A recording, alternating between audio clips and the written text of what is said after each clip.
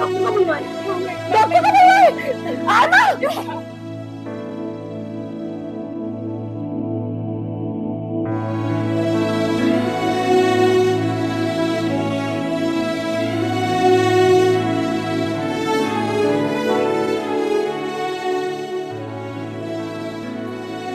बेटा चुप कर जाओ, इतना तड़पोगी तो तुम्हारे अब्बू की रूह को बहुत तकलीफ होगी।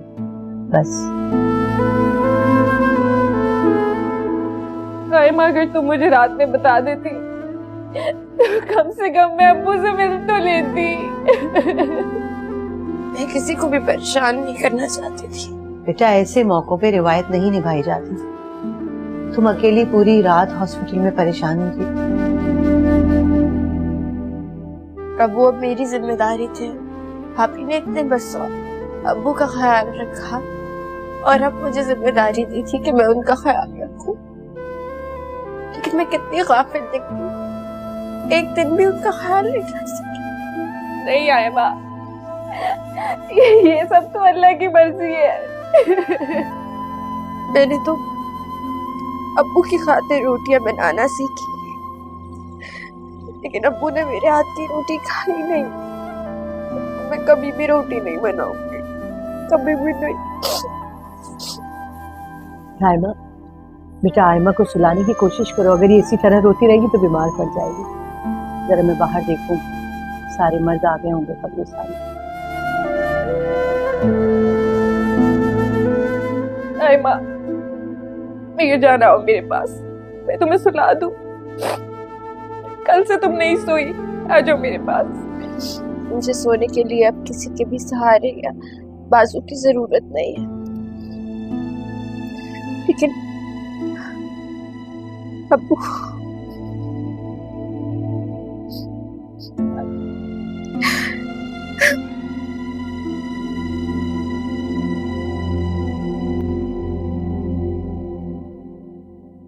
बीना, ऐसे क्या देख रही हो बेटा तुम? कितना अजीब और वीरान सा घर। लोग कैसे रहते हैं यहाँ पर? घबराहट हो रही है मुझे तो। बेटा घर कोई भी अजीब नहीं होता। जिस घर में अचानक इस तरह हादसा हो जाए, उस घर में इसी तरह वीरानियां छा जाती हैं। अच्छा खैर, तुम जाओ दूसरे कमरे में और औरतों से कहो कि बावाज़े बुलंद सिपारा पढ़ें। जी। अरे तुम लोग जल्दी से उठो, दस्तरखान बिछा दो ना, दरिया भी ठीक करो। मर्द आते ही होंगे तदफीन करके, और औरतों के लिए अंदर खाना लगा दो। स्वयं तक कुरान खानी पढ़ाई जाएगी। अब असलम भाई के लिए यही कर सकते हैं हम। बहन आप बहुत मुखलिस हैं। रायमा की शादी में भी आपने बढ़ चढ़कर हिस्सा लिया था और आज इस गम में भी बिल्कुल अपनों की तरह आप सबके साथ ट्रीट कर रही हैं। असलम भाई की बीवी का जब बरसों पहले इंतकाल हुआ तो उन्होंने अपनी बेटियों की खातिर दूसरी शादी नहीं की, और बेटियों ने भी अपनी बाप की इज्जत बना के रखी।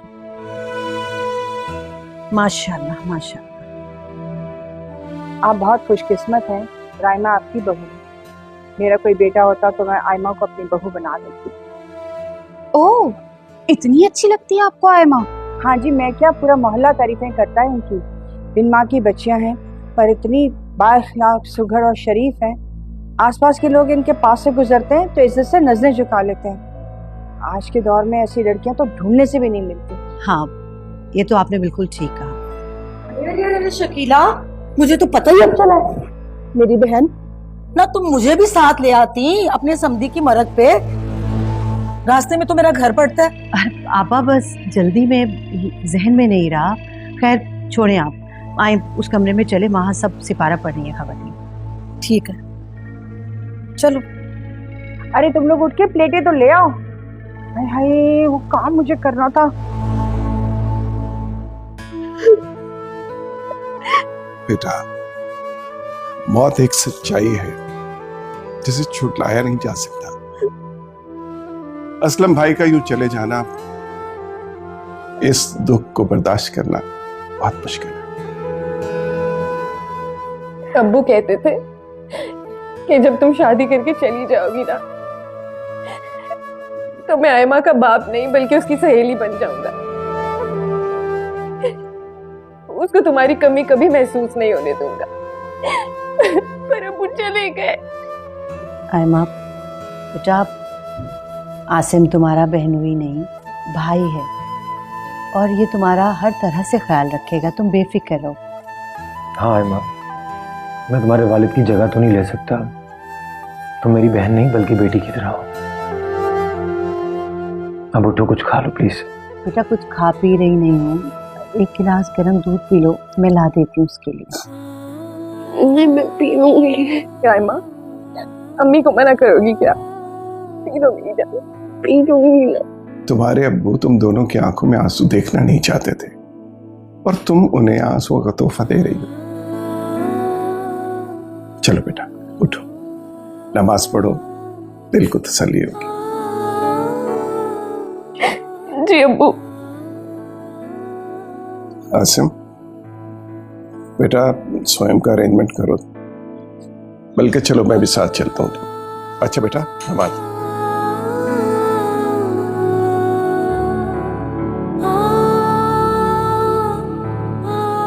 मैं अकेली हो गई, अब मुझे अकेला करके किसके सहारे पर छोड़कर चले गए। मम्मी की जान, मैं हूं ना। अजीब मुसीबत है भाई, एक तो मर्ग वाले घर जाओ तो चाय भी नहीं नसीब होती। फिर लड़की को कहा ये ले अम्मी चाय, सबकी नजर से बचा के लेके आई हूँ। बड़ी मेहरबानी मेरी बेटी, ले आई लेकिन आधा कप। हाँ, कुछ पता भी है कि मेरे सर में दर्द शुरू हो गया है। वो दोनों महीने देखा था कैसे करके रो रही थी मुसीबत खानियां। अरे इन्हीं आंसुओं ने तो पिघलाया मामा के दिल को। फिर तुमने शराज से बात की? अम्मी आप तो जानती हैं शराज मेरी कोई बात सुनता ही नहीं। वो आपने कहा था ना भाजी पाकीज़ा के पास जाएंगी, तावीज लेकर आएंगी। अरे हाँ बेटा जाना तो था, मगर ये अचानक ये जो मर्ग वाला स्यापा पड़ गया, बताओ क्या करती मैं। देखा नहीं तुमने फयाज और शकीला कैसे हमदर्दियां दिखा रहे थे। आप माफ करे भाई, जब तुम्हारे पापा मरे थे ना तो यही फयाज साहब जो थे ना मर्दाना से वापस चले गए, कहने लगे आपा आप इद्दत में है, पर्दा करती होंगी। वैसे अम्मी मुझे लगता है कि रायमा भाभी अब वापस घर नहीं जाएगी। सोचें जरा, अगर वाकई ऐसा हो गया तो पूरे घर पे मेरा राज होगा, कितना मजा आएगा। ये तुमने सोचा ही नहीं था। तू फिक्र नहीं कर, मैं कुछ करती हूँ। चाय खत्म करें ना, 2 घूंट वो भी नहीं पिए जा रहे। पी तो रही हूँ कि ऊपर गिरा लूं, हद होती है किसी चीज की, इतनी गर्म है। बिस्किट नहीं थे इनके यहाँ?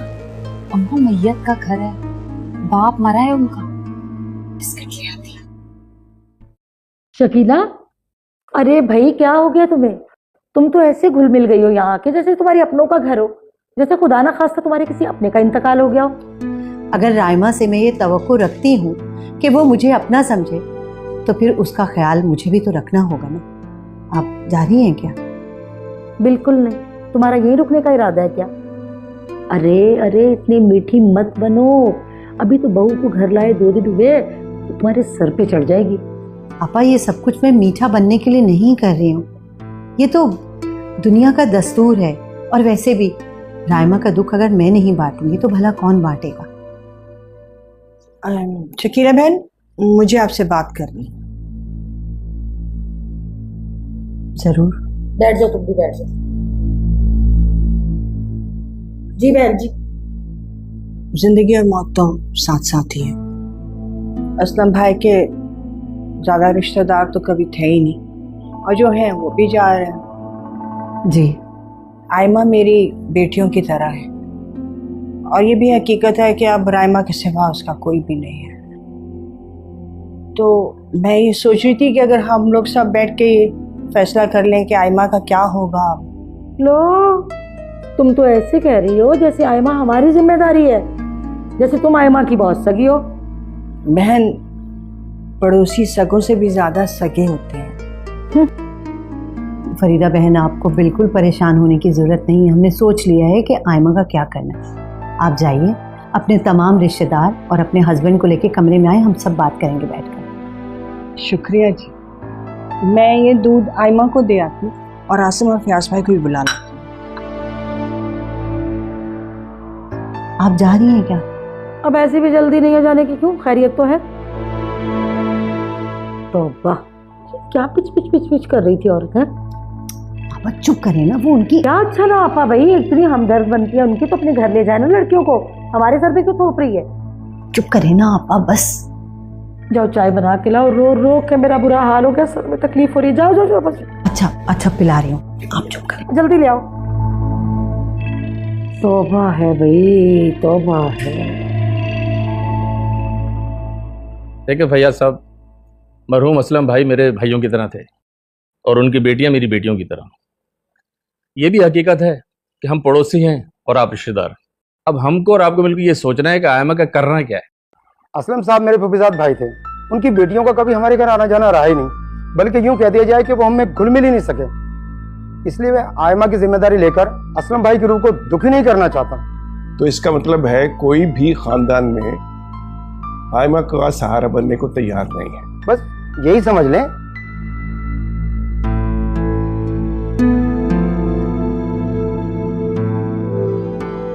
देखिए भैया साहब समझदार हैं, हम पराए हैं, हम आयमा को रख तो लें, लेकिन आप ही के रिश्तेदार तरह तरह की बातें करेंगे। देखिए जी, मैं लगती तो कुछ नहीं हूँ, लेकिन हकीकत यही है कि आयमा जो है वो राइमा और आसिम की जिम्मेदारी है।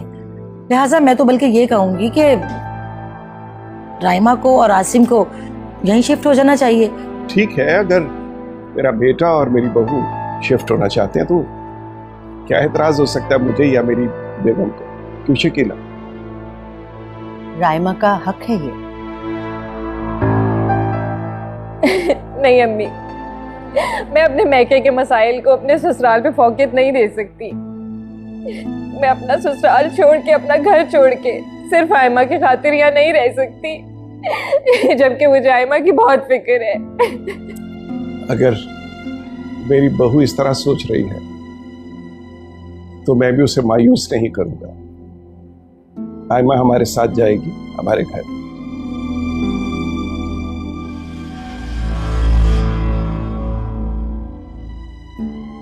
पापा, थैंक यू सो मच पापा। अरे ये कैसे हो सकता है? मेरा कहने का मतलब ये है कि भाई आयमा जवान जहान है और वो किस रिश्ते से, किस नाते से आपके घर रहेगी जाके बेचारी? आपने ठीक कहा, बल्कि मेरे दिल की बात कह दी।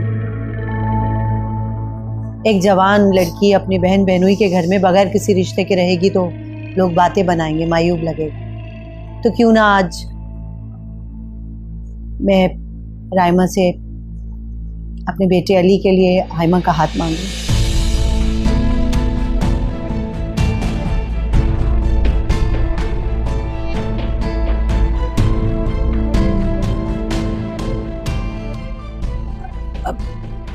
शकीला, ये क्या कह रही हो तुम? बोलो राइमा। अम्मी, आज आपने मुझे इतनी बड़ी खुशी दे दी है, मैं आपसे आइंदा कुछ भी नहीं मांगूंगी।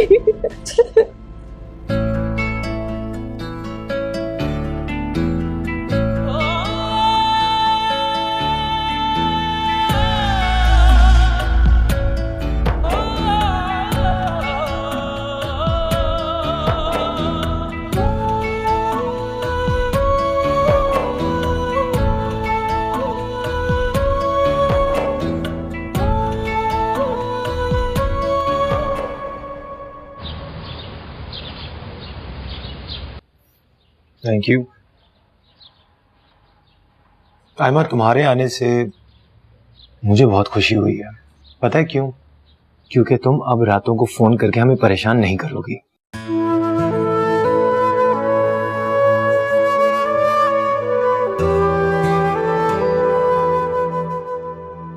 अरे आयमा, आयमा तुमने मुझसे वादा किया था कि तुम आइंदा कभी नहीं रोगी। I'm sorry। आयमा देखो, वक्त ने हमें एक ऐसे दौराए पे लाके खड़ा कर दिया है जहां हमें अपने लिए नहीं बल्कि दूसरों के लिए जीना होगा, ताकि हमारे अब्बू के नाम, उनकी तरबियत पे कोई हर्फ ना उठा सके। अब मैं कभी भी किसी को भी परेशान नहीं करूंगी। बस आयमा, मैं भी यही चाहता हूं कि तुम हमेशा हंसती मुस्कुराती रहो, क्योंकि तुम हंसती मुस्कुराती रहोगे तो हम सब बहुत खुश रहेंगे। मुझे एक रात में वो सब कुछ समझ आ गया। शायद आप और आपकी मुझे समझाना चाह रहे थे, लेकिन कह नहीं पा रहे थे। Thank you Aima. अरे राइमा, बहुत अच्छा कमरा सेट करना है तुमने आयमा का। ओके? क्यों नहीं, मैं अपनी प्यारी बहन का रूम बहुत प्यारा सेट करूंगी। ठीक है, अब चाय पी लो, मेरी जान है ये। आप भी चाय पियो। आपा मेरी बात तो सुने ना, रुकें तो सही। देखो शकीला, मुझे तो तुम पे शक होने लगा है कि तुम मेरी छोटी बहन हो। दूसरी बात, तुमने मेरी बेटियों को ठुकराया है। अरे पूरे शहर में डंडोरा पीट के अब उनको तुम यूं रुस्वा कर रही हो, बहुएं मानने से इनकार कर रही हो। पापा, मैंने अली और आपकी बेटी का रिश्ता तय नहीं किया था, सिर्फ अपने ख्याल का इजहार किया था। ओफो भाई, तो पहले ख्याल का इजहार ही करते हैं, बाद में बात पक्की होती है ना। वो तो शहराज ने जिद पकड़ ली, वरना तुम बीना का भी रिश्ता कभी ना होने देती। आपा, असलम भाई के घर में बैठ के आपने ही सोचा छोड़ा था कि एक जवान बच्ची है, वो बिना किसी रिश्ते के उस घर में नहीं रह सकती। ओफो, तो तुम इतनी भोली हो कि तुमने मेरी ही बेटी को कुर्बानी का बकरा बना दिया। आपा, मैं आप दोनों बहनों की किसी बात में भी दखल देना मुनासिब नहीं समझता, लेकिन जो कुछ भी हुआ उसमें अल्लाह की मर्जी शामिल है। असलम भाई का मर जाना, आयमा का इस घर में आना, ये सब ऊपर वाले ने तय कर रखा है। तो फिर मैं या आप कौन होते हैं इस बात में कोई बात करने वाले? आप तो जानती हैं, अयाज ने लंदन जाके गोरी से शादी कर ली, शिराज ने भी बीना से अपनी पसंद से शादी की ना, तो क्या हमने इन दोनों रिश्तों को अल्लाह की रजा समझ के खुशी से कबूल नहीं किया? ओफो भी, मैंने माना कि अयाज ने वहाँ गोरी से शादी कर ली है, उसकी अंडरस्टैंडिंग होगी, उसने कर ली शादी। लेकिन बीना तो तुम्हारी अपनी भांजी थी ना, कि नहीं? लेकिन मुझे इस बात की समझ नहीं आ रही कि अचानक से एक अनजान लड़की को अपने घर में घुसा रही हो। ये कहाँ की अक्लमंदी है, बताओ तो सही। और उस लड़की को जिसका ना पता कि उसका चाल चलन कैसा है, क्या पता उसका कहीं चक्कर हो। बस आपा, आपको कोई हक नहीं पहुंचता कि आप आयमा के बारे में कोई बात करें या उसके किरदार पे तबसरा करें। आयमा हमारे बारे में क्या जानती है? वो भी तो सर झुकाए इस घर में आई है ना, उसने भी तो भरोसा किया है ना हम पे। लेकिन ये बात को पता नहीं समझते भी नहीं है। ओ भाई, भरोसा किया कि नहीं? आप बात को समझते ही नहीं। क्यों डरेगी वो? ये तो उसकी बहन का घर है ना, और उसकी बहन का राज भी है इस घर पे। आपा, ये मेरा घर है, किसी की सल्तनत नहीं है, यहाँ कोई भी अपना राज कायम कर लेगा। बात सिर्फ दिल जीतने की है। देख ले, रायमा ने आते के साथ ही 4 दिन में हम सबको अपना गर्विदा कर लिया, और बीना 4 साल होने को आए लेकिन अच्छी बहू नहीं बन सकी।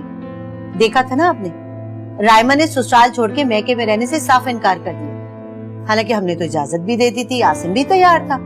इसकी जगह अगर बीना होती तो 1 मिनट भी मना ना करती, देर ना लगाती, फौरन हाँ कर देती। ये भी बहुत बुरी बात है कि तुम बीना के ऐप गिनवाओ, वो भी हमारी बहू है। मैं कौन होती हूँ ऐप गिनवाने वाली? मगर हकीकत हकीकत होती है। अरे तो क्यों रखा हुआ बीना को अपने घर में? निकाल बाहर करो उसे। आपा, अभी तो बात शुरू हुई है, और जाने बच्चों के नसीब कहाँ जुड़े हैं। और वैसे भी अली की शादी में अभी देर है, और आयमा भी छोटी है, और आप क्यों परेशान हो रही है? आपने अभी से शादी की रट लगा ली। अजी बस रहने दे फयाज साहब, आप तो बात ही ना करें। मकसद कहने का ये है कि एक और बहलावा देके ना आप मुझे बेवकूफ नहीं बना सकते, मुझे सब पता है। और हाँ शकीला, तुम भी सुन लो, ये जिस लड़की को तुम अपने घर में लेके आई हो ना, देख लेना एक ना एक दिन ये लड़की तुम्हें घर से निकाल के छोड़ेगी। अच्छा, अगर ऐसा हुआ भी ना तो मैं आपके दरवाजे पे नहीं आऊंगी कम से कम। बस करो प्लीज, लगता ही नहीं आप दोनों बहनें हैं। कौन सी बहनें? जब औलाद की बात दरमियान में आ जाती है ना, तो सब रिश्ते नाते एक तरफ रख दिए जाते हैं। बस बहुत हो गया, मेरा शकीला के साथ आज के बाद कोई रिश्ता नहीं है, सब रिश्ते तोड़ के जा रही हूँ मैं। लेकिन एक बात मेरी सुन लो शकीला, इस घर में मैं आती जाती रहूंगी, क्योंकि मेरी बेटी इस घर में है, समझी? बस तौबा है, दिमाग खराब कर दिया, अच्छा हुआ चली गई। क्या हो गया तुम्हें? खालिस लड़ाका औरतों का रूप धार लिया तुमने। फयाज, मैं खुद भी नहीं चाहती थी कि अभी आयमा और अली का रिश्ता, मगर ये आपा ही हैं जिनकी वजह से मुझे वक्त से पहले फैसला सुनाना पड़ा। और जानती हूँ अगर हम आयमा को इस घर में बगैर किसी ताल्लुक के भी ले आते ना तो यही है जो हमारा जीना हराम करती। सर दुखा दिया मेरा तो इन्होंने। अच्छा अच्छा बस करो, ठीक है। इजी।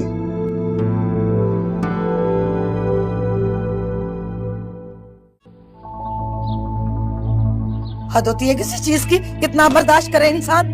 अरे नहीं आती, बस छोड़ो। अच्छा रुके, बात तो सुने मेरी। अरे क्या बात सुन लूं, बस जा रही हूँ, अब नहीं रुकूंगी मैं। अरे अगर मिलना होगा ना तो खुद चली आना। क्यों भाई, आपकी बेटी का घर है, आप जब आना चाहें आ सकती। जब बहन ही न रही, जब उसी ने आंखें फेर ली, सारे रिश्ते नाते तोड़ दिए, तो बेटी तो बाद में आती है ना। मामा ने कुछ कहा है आपको?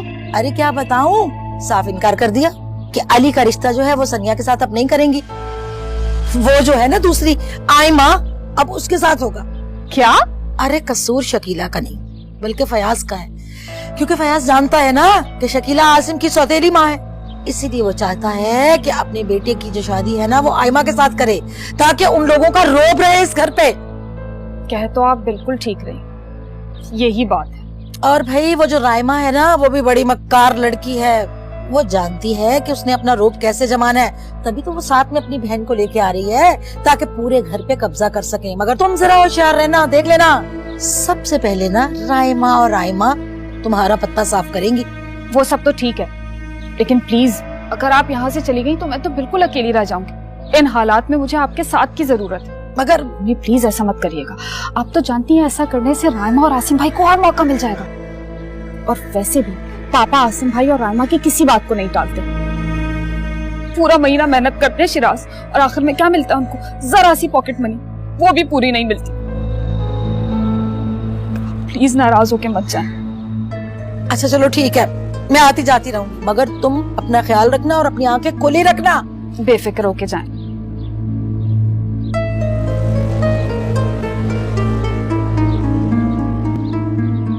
जमीला आंटी कुछ तो सच कह ही गई हैं।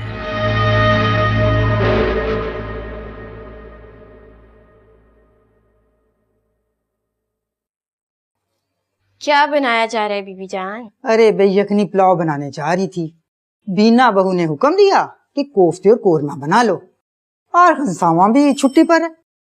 कोफ्ते और कोरमा? तो टमाटर क्यों काट रही हैं? उसके लिए तो दही डलती है ना, टमाटर तो नहीं। आयमा, मैंने तो सुना था कि तुम्हें खाना बनाना आता ही नहीं, तो फिर ये सब कैसे? मैंने खाना कभी बनाया तो नहीं, लेकिन आप ही जब बनाती थी ना तो उनके साथ खड़ी रहती थी, शायद इसलिए थोड़ा बहुत पता है। शाबाश, अच्छी बेटियां ऐसे ही सीखा करती हैं। सुना आपने बीबी जान? अरे भाई मुझे तो मुद्दत होगी कुछ पकाए हुए, आज बीना बहू ने फरमाइश कर दी कि कोफ्ते और कोरमा बना लो और खूब टमाटर डालकर चटपटा पकाना। बीना अच्छा आप जाएं, मैं खुद बना लूंगी। अरे अब बीना बहू से कहे ना कि वो खुद बना ले, रायमा बहू ने तो अभी खीर में हाथ भी नहीं डाला।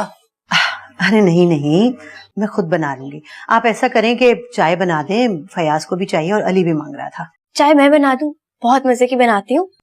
अच्छा चलो फिर एक कप मेरे लिए भी बना देना।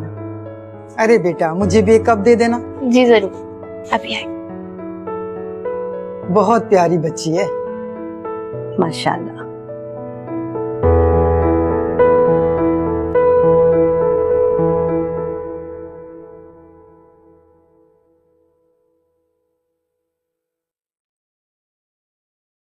आज फैक्ट्री नहीं गए तुम? अबू मुझे आपसे कुछ बात करनी थी। हाँ बोलो।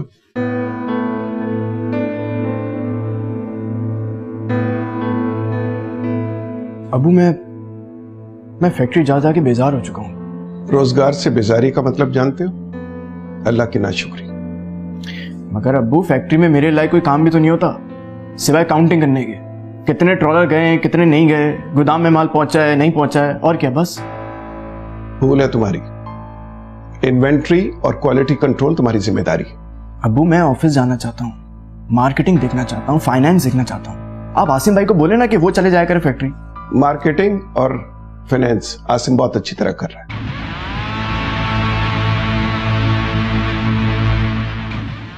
अच्छा, तो आप मुझे बेईमान समझते हैं? जिसे जिस काम के लिए बेहतर समझता हूं उसे सौंप रखा है।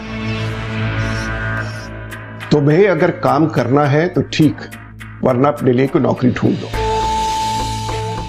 अगर अब्बू मैं आसिम फाइनेंस और मार्केटिंग के लिए बहुत अच्छा है, प्रोडक्शन में जाएगा तो फ्लॉप हो जाएगा। कुछ और पूछ रहे हैं? नहीं, बहुत शुक्रिया।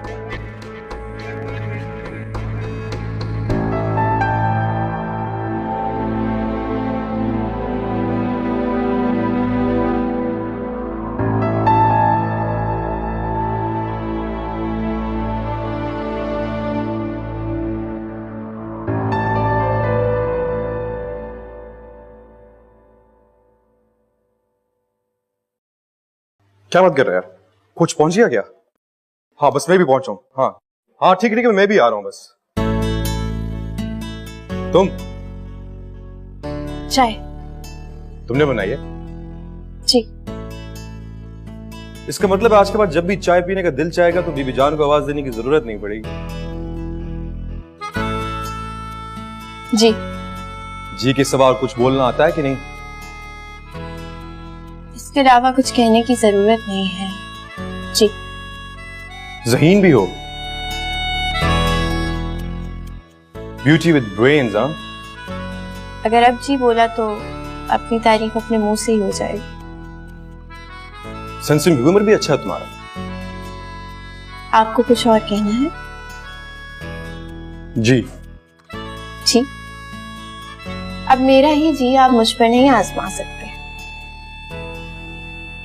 जी। जी।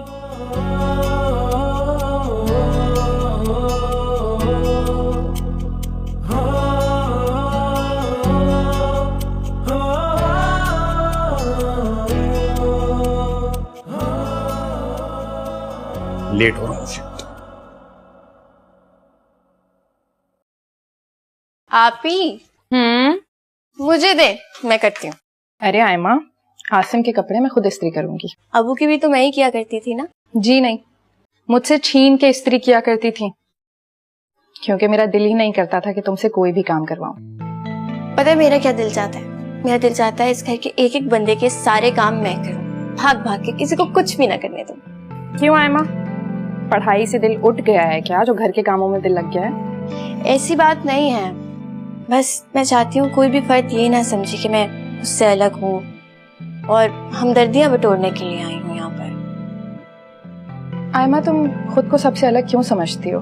अब तो तुम्हें यहाँ आए हुए इतने दिन हो गए, क्या किसी ने तुम्हें गैर समझा? और अम्मी अब्बू तुम्हारा कितना ख्याल करते हैं। इसीलिए तो चाहती हूँ मैं भी उनका बहुत सारा ख्याल रखूँ, बहुत प्यार करूँ। इसका मतलब है जिंदगी बसर करना सीख ली तुमने।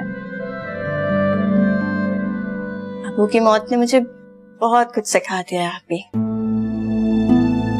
मुझे ऐसा लगता है कि मैं फर्स्ट ईयर की स्टूडेंट नहीं हूँ, बल्कि प्रोफेसर हूँ, वो भी किसी यूनिवर्सिटी की। खबरदार आयमा, जो खुद को इतना बड़ा समझने की कोशिश की।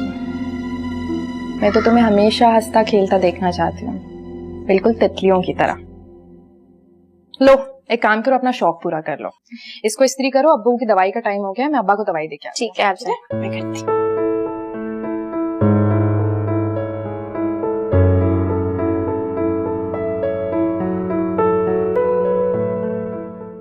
देखें क्या जवाब आता है, कोशिश तो पूरी।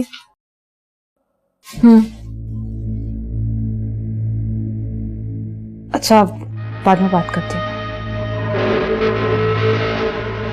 क्या हुआ शिराज, फैक्ट्री नहीं गए? शट अप, फैक्ट्री का नाम मत लेना मेरे सामने। इसका मतलब पापा ने मना कर दिया? समझ में नहीं आता किस किस्म का बंटवारा है। वैसे ही जाके उनके सामने हाथ फैला के पैसे मांगने पड़ते हैं। भाई साफ साफ कह दिया उन्होंने, बिल्कुल साफ साफ कह दिया कि आसिम भाई से फाइनेंस लेके मुझे नहीं दे सकते वो। हाँ, ये तो होना ही था। आखिर को आसिम भाई उनकी मोहब्बत की आखिरी विश।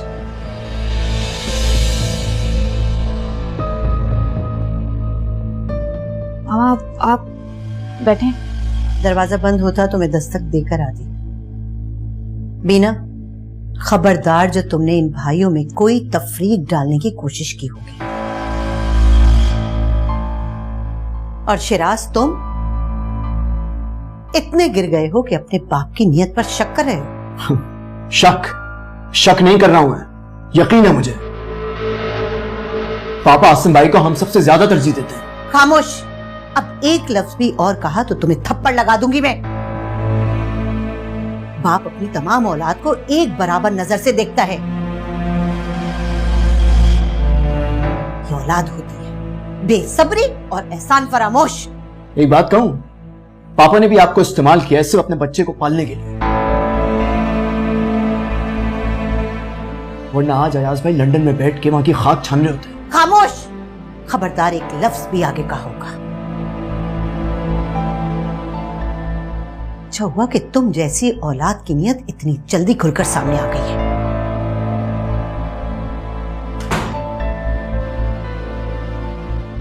फयाज को कह दूंगी अपनी वसीयत कैंसिल कर दे। उनकी जिंदगी में तुम्हें एक कौड़ी भी नहीं मिलेगी। और खुदा न खास्ता उनके बाद सारी प्रॉपर्टी ट्रस्ट के हवाले। ट्रस्ट के हवाले नहीं, आसिम के हवाले। मेरी एक बात याद रखिएगा, आसिम भाई वो नाग हैं जो पापा के सीने पर फन मारे बैठा है। एक दिन उनकी प्रॉपर्टी को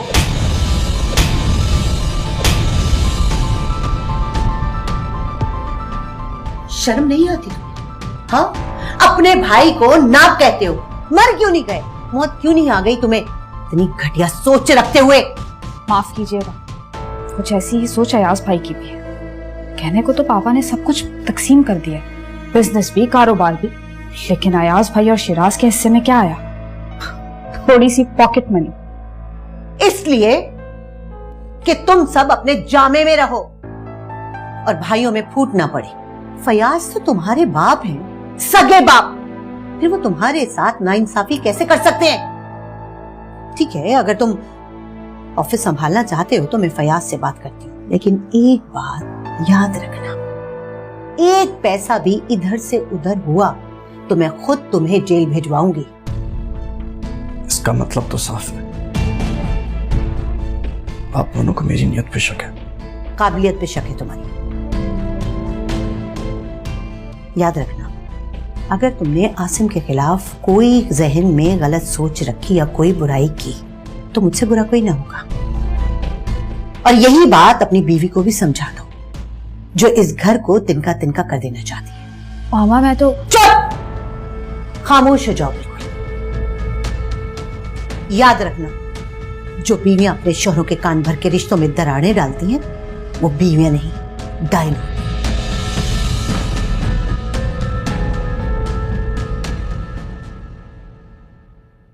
देखा तुमने, मामा ने मुझे डाइन कहा।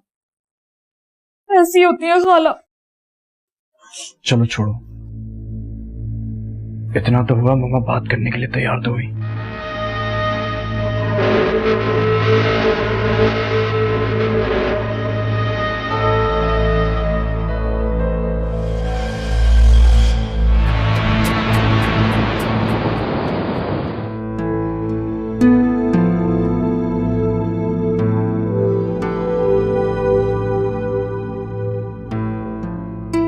मैं सोच भी नहीं सकता था कि मेरे अपने बच्चे दिल ही दिल में मेरे मरने की दुआएं मांग रहे होंगे।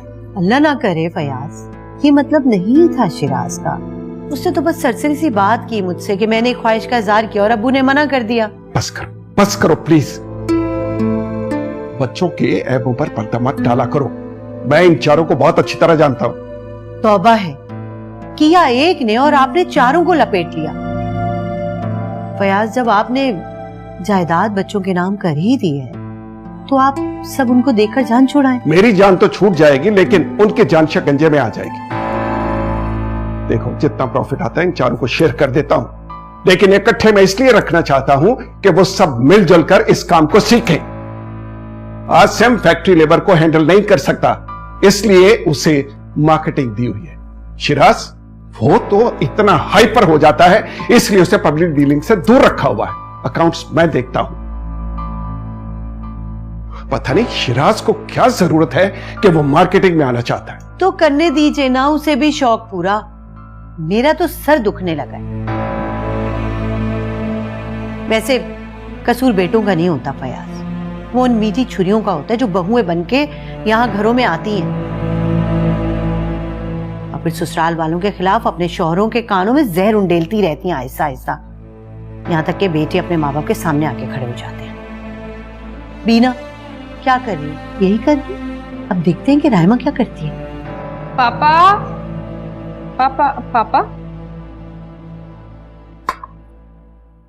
आप यहाँ बैठ जाइए। बेटा, आपकी दवाइयों का वक्त हो गया। अरे बेटा, तुम दवाएं क्यों ले गई थी?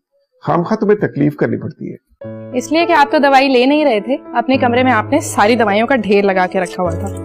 अच्छा, अब आपने सिर्फ ये वाली दवाई लेनी है और वो दूसरी वाली नहीं लेनी, ठीक है? क्यों भाई, ये क्यों नहीं चलेगी? तुम क्या डॉक्टर हो? क्योंकि आपके डॉक्टर ने कहा है इसलिए नहीं लेनी। अगर डॉक्टर ने मना कर दिया है तो क्या? मैंने डॉक्टर से फोन करके पूछा तो डॉक्टर ने कहा वो वाली दवाई नहीं लेनी और अब आपने वॉक भी करनी है। नो वे, मैं वॉक करने के लिए लहराता हुआ नहीं जा सकता।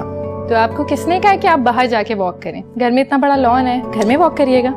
शकीला, तुम्हारी बहू जो है ना, अलार्म है, बस टाइम देखा और अलार्म बजना शुरू हो गया।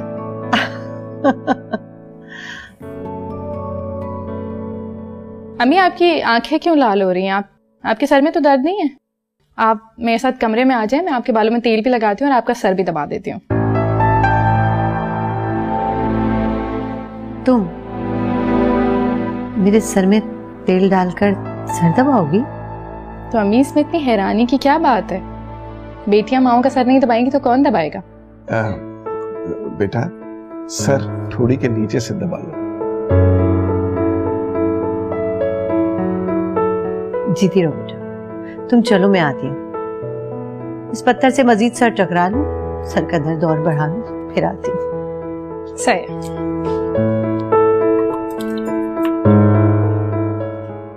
लो, ऐसी बहुएं भी होती है। अच्छा प्लीज फयाज, अब आप गुस्सा खत्म कर दें। जवान बच्चे हैं, ख्याल किया करें उनका।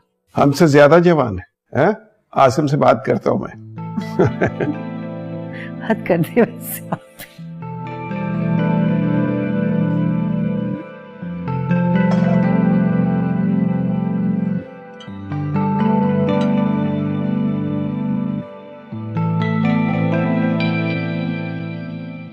अब चखी बीबी जान, इसे कहते हैं कोरमा।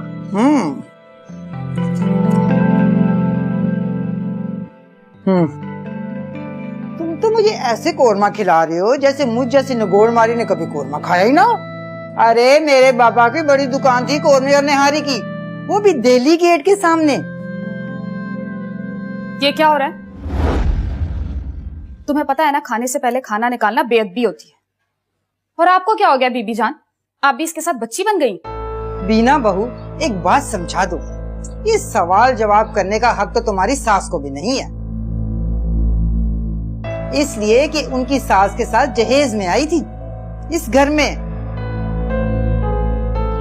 मैं तो बीबी जान को सिर्फ चखा रही थी क्योंकि कोरमे में ये ढेर सारे टमाटर डाल रही थी। इन्हें बताया कि कोरमे में दही डलती है, टमाटर नहीं। अरे इन्हीं की फरमाइश थी, खुद तो इनको पता नहीं और मेरे टमाटरों के पीछे पड़ गई। ओहो, क्यों नहीं पता? शादी से पहले पूरा कुकिंग कोर्स किया था मैंने। अरे क्या हाथ सीखी थी? उस दिन निहारी बनाई थी तो वो भी कीमे की। हाँ, तो बस हर वक्त मेरे पीछे पड़ी रहती है। खैर आयमा, मेरे कपड़े प्रेस कर दो, मुझे शिराज के साथ अम्मी के घर जाना है। हाँ, आप निकाल दे, मैं 2 मिनट में कर देती हूँ।